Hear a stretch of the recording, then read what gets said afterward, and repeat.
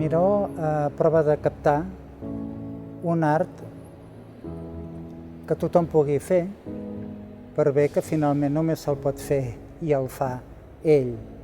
Té una gran claretat expressiva, una enorme simplicitat amb els pocs colors que utilitza, amb la distribució en l'espai del ritme.